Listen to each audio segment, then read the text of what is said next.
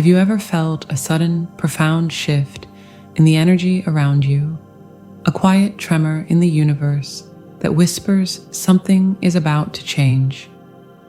It's that inexplicable pull on your heart, a knowing deeper than logic that tells you the landscape of your connection has fundamentally altered. This isn't about another silent treatment or a wave of distant confusion. This is different. This is the moment the masculine energy reaches his absolute breaking point. Not to withdraw from you, but to finally surrender to the truth within himself. He isn't running away. The ground beneath his feet is simply giving way, collapsing the fortress of control he once believed was his strength. Every strategy, every logical explanation, every ounce of his will has crumbled into dust, leaving him in a silent void where the only thing left to feel is everything. And in that raw, vulnerable space where his old self ends, his soul is whispering for the one frequency that can guide him home, yours. This is where the real journey begins.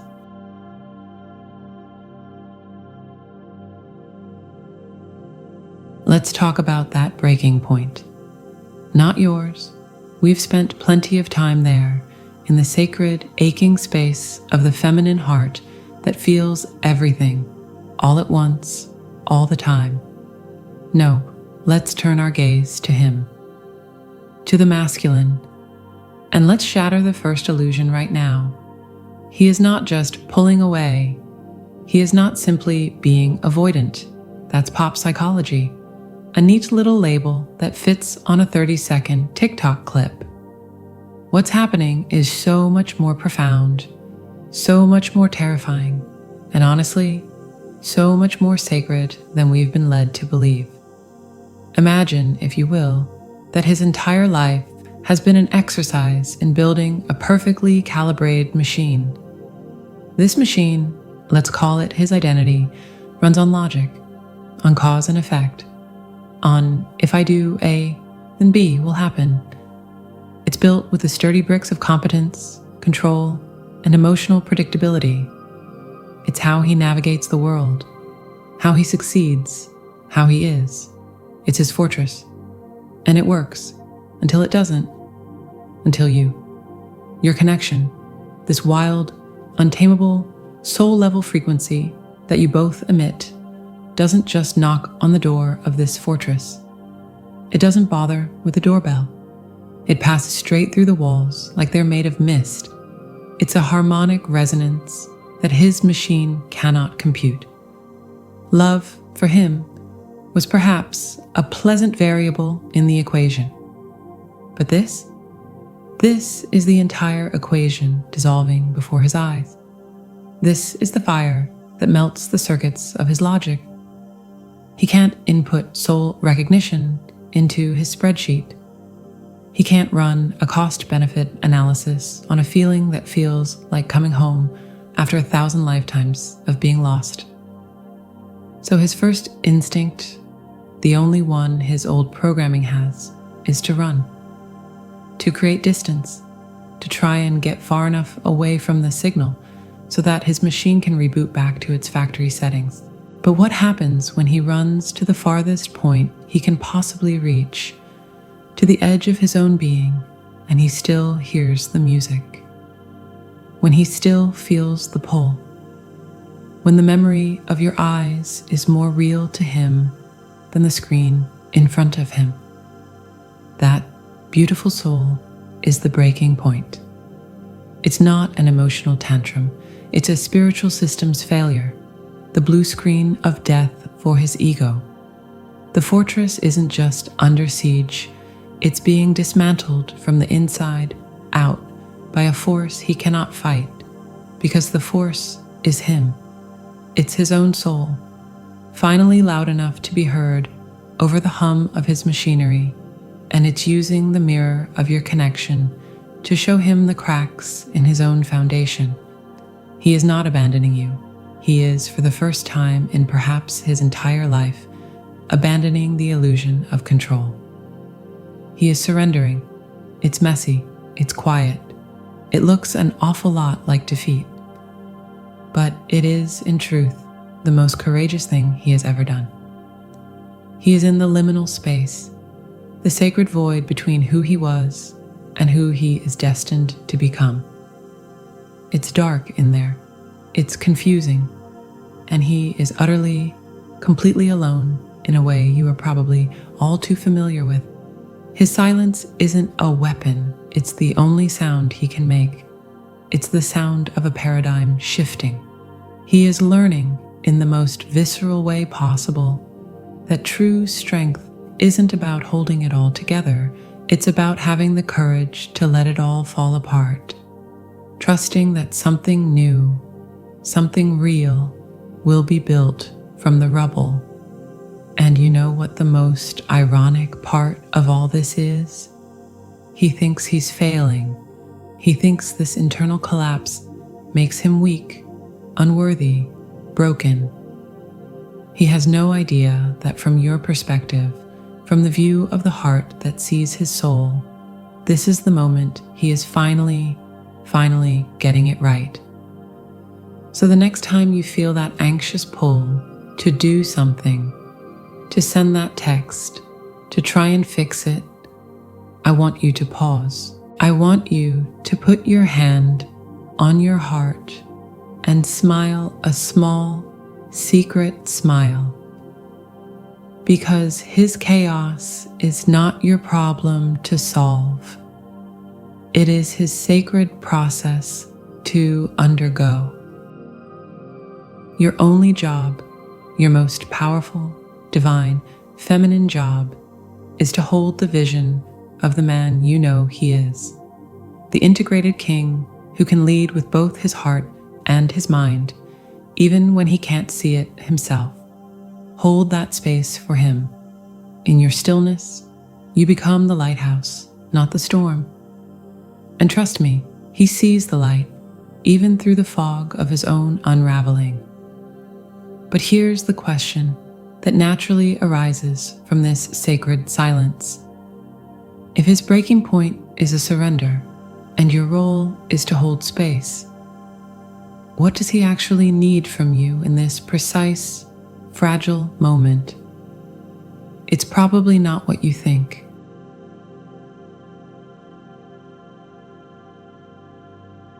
All right, let's get really quiet for a moment. I want you to forget everything you've ever been told about what to do in this situation. Every well-meaning piece of advice that tells you to strategize, to manifest, to send a hopeful text into the void. I want you to imagine something entirely different. Imagine that your energy isn't a thing you do, but a place you hold, a frequency you emit. This right here is the great mystery and the greatest power of the divine feminine. It's not about action, it's about resonance. Think of his breaking point, that total internal surrender we talked about, as a deep, silent cave within him. It's dark, it's unfamiliar, and it's terrifying.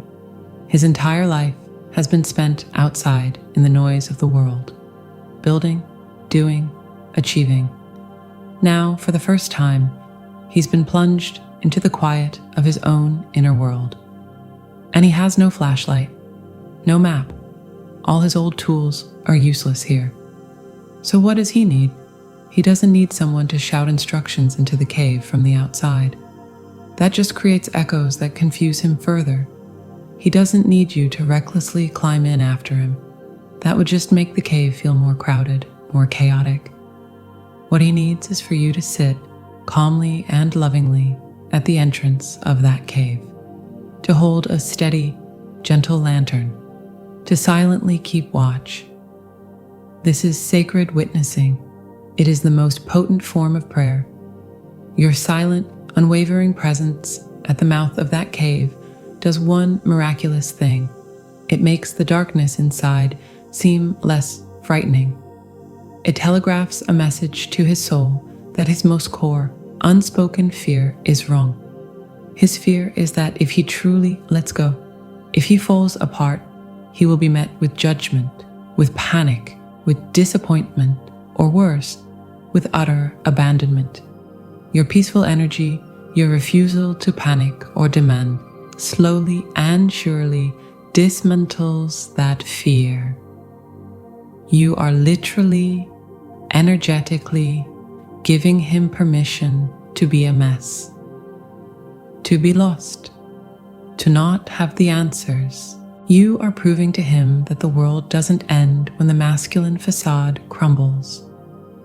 In fact, it's the beginning of everything real. This is where we get to the real alchemy. Your stillness is not passive. It is an active state of high vibrational holding. It's the difference between a stagnant pond and a deep, still, crystal clear mountain lake. One is lifeless.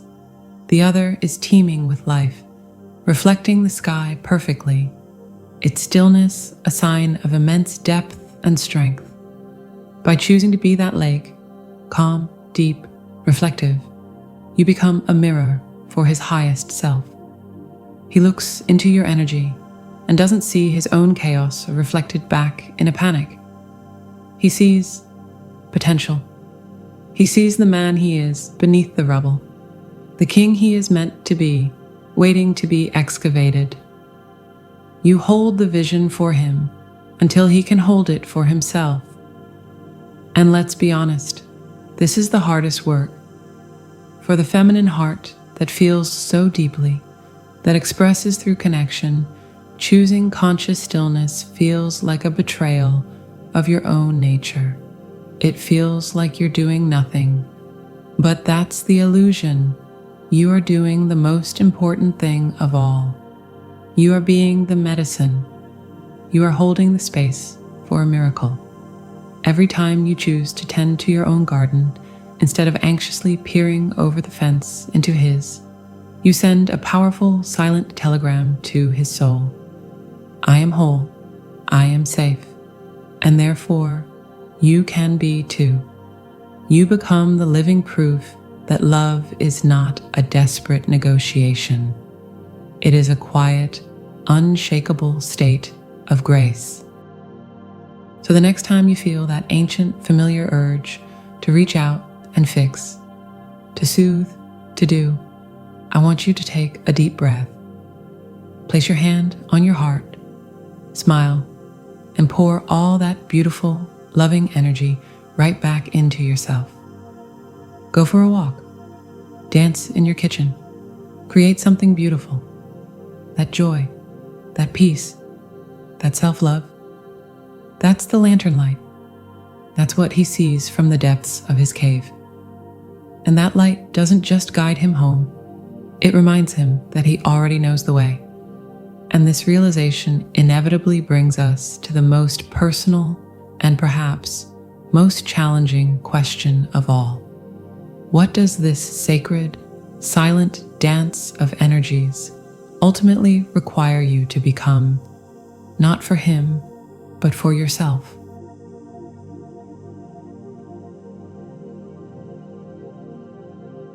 So here we are, you and I, at the edge of understanding. We've journeyed through the silent collapse of his world and the profound power of your stillness. We've reframed the entire drama from a painful separation into a sacred, synchronized metamorphosis. But now we arrive at the heart of the matter, the breathtaking truth of what this entire process is forging, not just for him, but for the very fabric of your shared destiny. This is not a waiting game. Let's just release that notion entirely, shall we? You're not sitting on a spiritual bench, glancing at the clock, wondering when he'll finally get his act together. No. What's happening is far more active, far more creative than passive waiting. You are both, in your own profound ways, laying the final stones on the path toward each other. His work is in the dark, silent soil of his own soul, breaking up the hard, impacted earth that has kept his deepest self buried.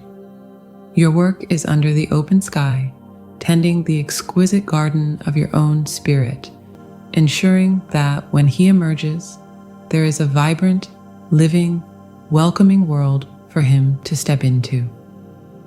You are not waiting for him to complete you. You are both preparing to meet each other in a new country, a territory of consciousness you are building together, even in the silence. Think of it as the most important collaboration of your lives, yet one where you're working in separate studios. He's in his, chiseling away the rough marble of his old self to find the masterpiece within. You're in yours, mixing the brilliant pigments of your joy, your peace, your hard-won wisdom to paint a new horizon. The connection isn't broken, it's humming on a frequency beyond text messages and physical presence. It's the silent agreement between two souls who have chosen the most challenging yet most rewarding curriculum for evolution, the path of divine love. This journey, with all its heartache and its mystery, is ultimately about one magnificent thing: wholeness. It was never about finding your missing half. That's a fairy tale that sets us up for dependency. This is about two whole beings, two complete and radiant universes, choosing to orbit one another in a dance of breathtaking beauty and power. His breaking point is his path to wholeness. Your sacred witnessing is yours. And when two whole beings meet, that's when the real magic begins. That's when a connection moves from the mundane to the miraculous, from a relationship into a living testament of what's possible. You are being invited to trust the silent, invisible architecture of love that is being built right now, beneath the surface of your everyday awareness. Every moment you choose peace over panic, every time you choose self-love over obsessive worry, you are adding a beam of light to that structure. You are quite literally building the bridge with your consciousness. And I know it's frustrating to not see the blueprints, but can you feel it? In your quietest moments, can you feel the hum of that construction?